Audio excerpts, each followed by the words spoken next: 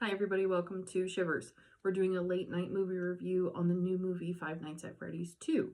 This is of course a follow-up to Five Nights at Freddy's, which came out last December, so it's almost exactly 1 year since the previous Five Nights at Freddy's. This is based on a video game. I will preface this review and this movie in general. If you are not a gamer, I can almost guarantee you're not going to like this movie. So, if you want this to be spoiler-free, go to the end for the actual rating. Otherwise, here's the actual full story with just a very short recap from Five Nights at Freddy's 1. So, we have pretty much the same cast. We're focused on Josh Hutcherson, Elizabeth Lail, this is that girl from You, Skeet Ulrich, Matthew Lillard, and Piper Rubio. Piper Rubio is the kid that plays Abby. So, Abby is the younger sister of Mike. Mike is played by Josh Hutcherson, and in Five Nights at Freddy's 1, he is really struggling. He's trying to raise Abby by himself. His little brother, Garrett, has passed away, so he has to go through all of that grief as well as being an adult. So he takes a security job at Freddy Fazbear's Playhouse, Chuck E. Cheese, and everything starts to go crazy at Freddy Fazbear's. So that is really the extremely high level of Five Nights at Freddy's 1 is Mike gets a job, all this stuff starts going on. It's very supernatural based. All of these mascots come to life, and we find out that all of these mascots hold the souls of these children trapped by Matthew Lillard, who's playing Vanessa's father. Vanessa is the girl from You. So at the end of Five Nights at Freddy's 1, Mike and Vanessa and Abby all battle all of these mascots as well as animatronics, interchangeable mascots, animatronics. But they all battle all of them plus Vanessa's father. So they win in the end, and that's where we now get set up for Five Nights at Freddy's 2. So Five Nights at Freddy's 2 picks up right away. We're a couple people who went with us who did not see the first one and were completely lost. So this is definitely one that you're going to want to see Five Nights at Freddy's 1 first. We pick right up with Mike and Vanessa. They're sort of teetering on the edge of going on a date, wanting it to be a little bit more, but knowing that they have essentially all this trauma between them now. So there's a little bit of tension. Abby has grown up quite a bit. We are in the year of 2002, so they have landlines, they have very old TVs, they have wallpaper on the walls. It's a little bit older. This is incredibly important. Please remember that it is 2002. So while this movie kicks off, we also have a flashback to the 80s, 1982, and then that's how we know it's 2002 because it's 20 years later. So in 1982, we see a different location of Freddy Fazbear's than where we were in the first one, and we're focused on this little girl named Charlotte. Charlotte is the very stereotypical emo kid and doesn't want to hang out with other kids, doesn't want to wait for cake, just wants to see the animatronic show. So sits there and waits for this marionette. In the games, the marionette does come a little bit later, so it's in line with this being the second movie. So we get to see the perspective of this child who's just trying to not only be by themselves, but also do a good thing. She witnesses Matthew Lillard taking a kid backstage and knows what's about to happen, essentially. She tries to warn all these parents, and they're like, no, adults are talking, please go away, you stupid kid. So she goes in the back and she tries to prevent this from happening, and Matthew Lillard stabs her, and that's that. So Skeet Ulrich, who is basically the companion of Matthew Lillard in real life, he is revealed to be Charlotte's father. And so he keeps putting all these flyers up that Freddy's is murder, Freddy's is evil. So now we're in present time in 2002, and Mike and Vanessa, as they're rekindling everything, Abby is really upset and sad that she can't go talk to her friends, all of those ghosts that are in the animatronics. So Mike keeps saying, I'm going to go fix them. I'll bring them back to life. You'll be able to talk to your friends again. And he's just sort of putting off the inevitable that she's not going back there, and those animatronics are broken from the end of the first movie. So he himself, being able to see his essentially passed away brother, definitely believes in the supernatural. Vanessa believes in the supernatural. Abby, of course, believes in the supernatural. So that's kind of a base level understanding of this movie, is that there's going to be ghosts and supernatural things going on. So as we saw this other location in the flashback, we now come to present time, and there's this show on the TV that is like ghost spectral scoopers, or I think that's what it's called. But they get invited to this other location of Freddy Fazbear's. They walk in and they say, oh, this security guard named Mike. And it's not Mike, it's a different person. He's like, call me Michael. I would much prefer for you to call me Michael. So he's showing them all around this location, and then they see the marionette as just sort of this like stuffed animal off to the side. And they're like, who is that? Like, that's not part of the lore of Freddy's. And he's like, well, let me tell you a story. So tells them all about that flashback. They go walk around, and it's incredibly predictable. You know exactly what's going to happen. You know what's going to happen. You see this in the commercial. They all essentially get snatched up. And Charlotte, who has been possessing this marionette the whole time, now takes a hold of the main girl in this ghost hunting group. So it's very unclear as to whether she has to kill this girl to possess her, or if she's just possessing her. But regardless, this girl is now dead. All of the other people are dead.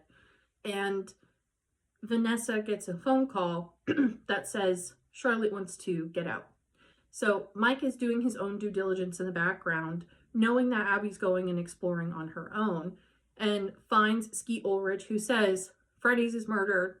My daughter Charlotte was killed there back in the day, and they just swept it under the rug.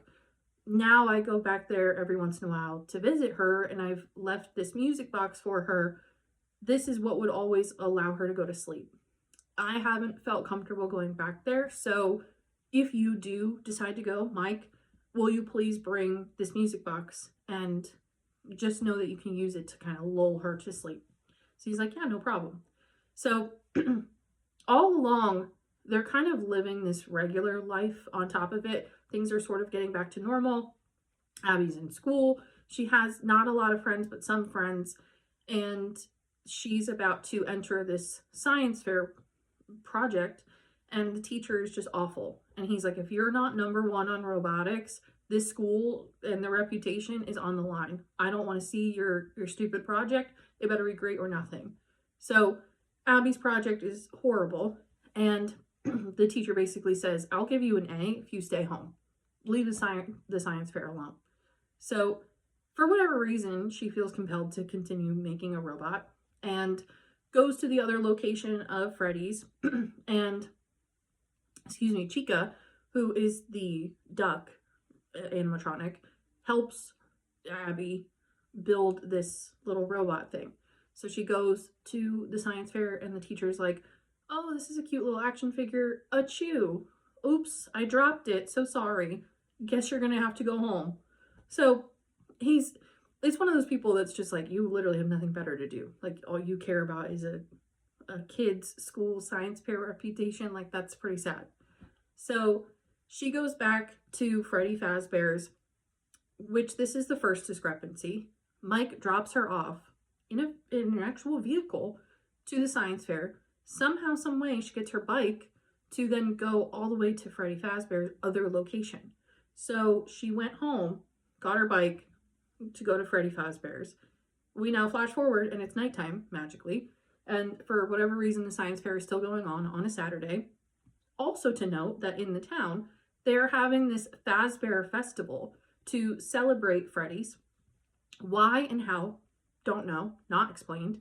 It's just a way for them to pull in that cosplay crowd of the people who they know are watching this movie. So now Vanessa and Mike are coming to terms with the fact that Charlotte is released somehow, some way, and Abby's being lured into this trap because she wants to see her friends again. So they go to the other location of Freddy Fazbear's, which Mike did not know about in the first place. Vanessa is now continuing to reveal secret after secret after secret because she just keeps hiding things. And tells him all about Charlotte and how she was her only friend and knows that she's been trapped in this other location and the music box must continue to play or Charlotte will get out. They go there, there's no music box, there's no Charlotte, there's no people, there's no Abby. So they go on this ancient computer and say somehow, some way, these animatronics are being controlled wirelessly through this 2002 computer, and they are on a mission from Charlotte to go and kill all of these parents who wronged her when she tried to get their attention back in 1982. First off, the technology.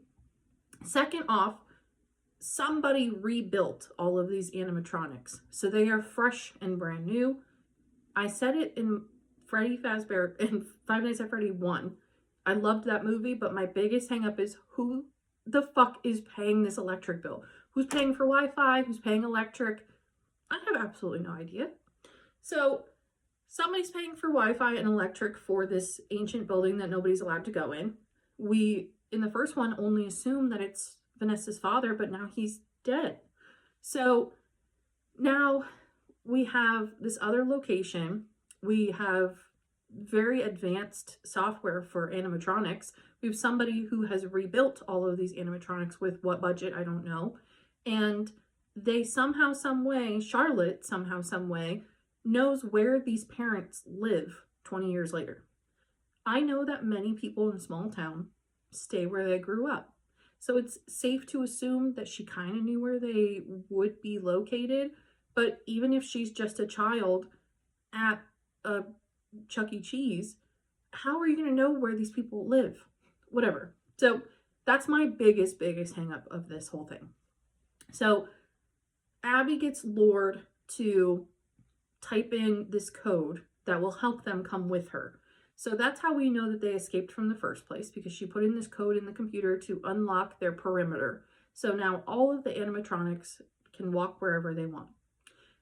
Charlotte herself possesses that dead girl from the ghost hunting group, and she then, once the perimeter is unlocked, seemingly possesses the marionette animatronic, but then follows Abby to Abby's house and possesses Abby. For what reason, I don't know. Abby is still very much alive. So already another thing that's kind of crossing itself out. Do these humans need to be dead or alive for this Charlotte person to possess them? And this security guard who let the ghost hunters in the first place, why did Charlotte not ask them for a person to possess to leave? You don't need a person's to be uncoded to leave Freddy Fazbear's to then go kill all of these adults. So it's just so many things that conflict each other. It's honestly, before I just continue, this movie is very, very, very poor writing. Very poor writing. So to move forward, we have now all the animatronics that are going to search for all of these parents' households. We have a few of them walking down the street of the Fazbear convention. And so it is that cosplayer convention mentality of, oh my God, your costume looks amazing. You're going to win the costume contest. So you have that connectedness from the crowd. It's the same thing as the menu of that guy who's like so obsessed with the chef. Like he could do no wrong. I love that archetype and that vibe because it's very true. You know, it's somebody like me who would be like, oh my God, this amazing costume. Oh my God, what an amazing story and concept, whatever. Like you get so wrapped up into it. But again, like the biggest thing is the writing and the technology, the disconnect of time. So it was just during the day on a Saturday. Why is there a science fair on a Saturday? Why did all of this stuff start happening just in random in the first place? Because as we find out, the security guard that welcomed these ghost hunters in the first place and stopped the music box, his name is Michael, who is now Vanessa's brother. So the entire time we have been told that Vanessa is really like this only child because her father's a serial killer and like she's picked to sort of be next in line. It's the super psycho Sweet 16. It's, oh, well, you turn 16 and you have a prophecy because you're part of this lineage, so you must continue it. And it's like, no, I don't need to be a serial killer. I don't have that instinct in me. I have no desire to be bad. Like, I'm good. So Vanessa is sort of battling that. And then while now Abby is possessed by Charlotte, Michael comes to the house. How Michael knew where Abby lived, I don't know. But now Michael comes to the house and he says, yeah, I'm the one who did all of this and like sort of rebuilt them. And I did all this for my father to avenge him. And, you know, Vanessa, you should have been on this train too. And you could still come with me and be part of this because we have to avenge our father. And she's like, no, we don't. So Mike, Josh Hutcherson, is upset because here's yet another omission from Vanessa. And he's like, I need you to stay away from me and Abby. So Abby's now unpossessed because Mike played the music box that Skeet Ulrich gave him and didn't stop, like didn't wind it up so that it would continue to play. So it just stopped. So then the movie ends by Michael laying in the grass in the front yard of Abby and Mike's house. The music box stops. Now Vanessa gets possessed. Movie's over. That's it. So the only other thing that's added in this movie towards the end is that the spirit of the kids from the first one come back to help Abby. But then they say, well, we can't stick around anymore because we have no more juice, basically. We have no more power. So Abby's like, well, are you going to go to heaven? And they were like, well, I hope so. And I hope to see you there, not anytime soon. So there's all these this entire movie's just set up for Five Nights at Freddy's 3. There's really no point to this movie. I genuinely wish they didn't make it because the first one is so good and it's so nice to see the gaming side of things bleed over into the movie side of things. And the creativity of the first one too, in terms of just production, is great. This one, the production is equally as great because we have the new location, but it's the same stuff. It's literally the same stuff. So before I continue just shitting all over this movie, in terms of the rating, for the story itself, I would give it a 2 out of 5. I still like Five Nights at Freddy's. I think it's great that it's turned into a movie. It is the highest grossing Blumhouse movie that's ever been made. It's always a trivia question if you ever come to any of my trivias. And I think it's cool that we have that tie to the convention and the gaming crowd. For originality, I would give it a 2 out of 5 for the same thing because we've already seen it. There's no point for this movie to be made at all. And again, with just such poor writing, just lack of consistency is appalling. You know, even somebody like my mother, who is not a movie buff whatsoever, I would bet you money that if she watched this movie, she would say, well, that doesn't add up. Even Vanessa and Mike are communicating on walkie-talkie because, again, it is supposed to be 2002. You have walkie-talkies, but you don't have cell phones. And Vanessa busts up her car, can't hear Mike on the walkie-talkie, and throws the walkie-talkie back into her broken car before catching a ride with somebody else. All you have to do is get back in range and you'll be able to talk to Mike. But now you can't talk to him at all because you just discarded your walkie-talkie. The whole time I was just like, nobody has common sense in this entire movie. So for acting, I would give it a 4 out of 5. Everybody did their job besides Abby. I always sound like a hater and a broken record, but I am very critical of children in horror movies. Again, without me sounding like a total bitch, I do not like kids. I'm very anti-children, the whole thing. There are so many horror movies that are very scary because we have very great kid actors. We have a lot of recent horror movies that have great stories and are ruined by children actors. It's not horrible, but she's incredibly annoying. This entire thing hinges on the fact that she wants to see her friends again. Your friends are dead. I'm sorry. You're not getting back your friends. So there's a little bit of responsibility on Mike's part for just being brutally honest with Abby, but there's also the perspective of Abby that you are now 11 years old, you don't need a babysitter, you can watch yourself, and you think that your animatronic dead ghost friends are going to come back. I'm sorry. For production, as you can tell, I'm kind of heated on this because it's such a missed opportunity for it to be a really great sequel because the first one was so good. And you have such a dedicated fan base behind this that to do something like this almost feels disrespectful. So, onward. For production, I would give it a 4 out of 5. It's a good Blumhouse movie looking wise. Everything looks great. The animatronics look fresh and polished. The old ones still look really good. Everything looks pretty good. The new location of Freddy Fazbear's looks good. The production is good. For scares, this is much scarier than the first one, especially for the marionette possessing the first girl, possessing Abby, possessing Vanessa at the end. It's scary. The marionette is scary. So that was a nice surprise, but I would still only give it a 3.5 out of 5 because the rest of it is very, I don't want to say childish, but kind of childish. So to add in the scares was a plus for somebody like me. For somebody who really enjoys this for the simplicity of it, that might take away. So all in all, we get a 3.1 out of 5, which is not as bad as some of the really bad movies that we've had. But to give some context, as of just 10 minutes ago, this movie has 13% on Rotten Tomatoes. It's a little bit of a bummer because the first one has 33%, which is still really low. And I really loved the first movie. So again, I don't want this whole thing to sort of be like a shit fest, but like, this is such a letdown. This is such a giant letdown. I had really high expectations. I thought I was going to go in and love it. I thought they were going to do just as good of a job. I like the fact that it picks right up from where the first one left off. So anybody who hasn't watched the first one, like I said in the beginning of this, like, you really have to, or you will be lost. But there's just so many writing problems and discrepancies and lack of logic.